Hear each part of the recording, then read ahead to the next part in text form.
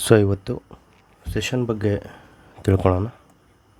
Okay, so there are mainly important 4 sessions ಆದೆ.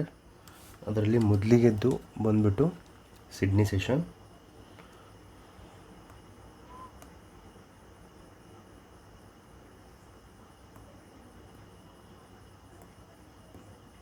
ಮೊದಲನೇದು ಬಂದ್ಬಿಟ್ಟು ಸಿಡ್ನಿ ಸೆಷನ್.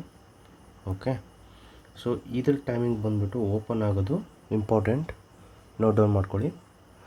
1:35 AM ಅಂದರೆ ಮಿಡ್ ನೈಟ್. ಸೊ ಕ್ಲೋಸ್ ಆಗೋದು ಬಂದ್ಬಿಟ್ಟು 10:15 AM. ಅದಾದಮೇಲೆ ಬಂದುಬಿಟ್ಟು ಟೋಕಿಯೋ ಸೆಷನ್ ಓಪನ್ ಆಗುತ್ತೆ. ಟೋಕಿಯೋ ಮಾರ್ನಿಂಗ್ ಇಂಡಿಯನ್ ಟೈಮಿಂಗ್ ಪ್ರಕಾರ 5:15 AM. ಕ್ಲೋಸ್ ಆಗೋದು around 2:15 PM. So Tokyo plus Sydney ಇದನ್ನು ಏಷ್ಯನ್ ರೇಂಜ್ ಅಂತ ಕರೀತಾರೆ.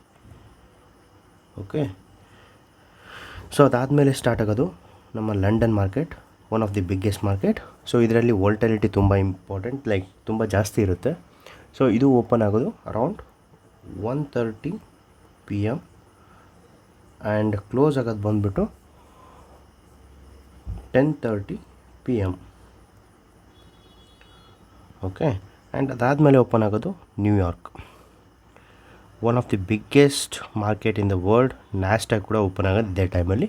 ಸೊ ಓಪನಿಂಗ್ ಟೈಮ್ ಬಂದುಬಿಟ್ಟು 6:30 PM ಆ್ಯಂಡ್ ಕ್ಲೋಸಿಂಗ್ ಟೈಮ್ ಬಂದುಬಿಟ್ಟು ಮಿಡ್ ನೈಟ್ 2:15 AM.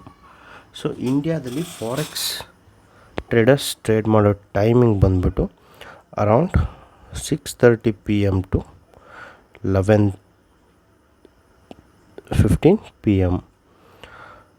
ಸೊ ಇಂಡಿಯಾದಲ್ಲಿ Indian forex traders trading peak time ಅಂದರೆ ಇದರಲ್ಲಿ ತುಂಬ ವಾಲಟಿಲಿಟಿ ನೋಡ್ಬೋದು, ಮೂಮೆಂಟಮ್ ಜಾಸ್ತಿ, higher the momentum, higher the money flows, buyers and ಸೆಲ್ಲರ್ಸ್ನ ಇನ್ವಾಲ್ವ್ಮೆಂಟ್ ತುಂಬ ಇರುತ್ತೆ. ಸೊ ಅದಕ್ಕೆ ಇಂಡಿಯಾದಲ್ಲಿ most of the forex traders trade ಮಾಡೋ ಟೈಮ್ ಬಂದುಬಿಟ್ಟು 6:30 ಟು 11:50.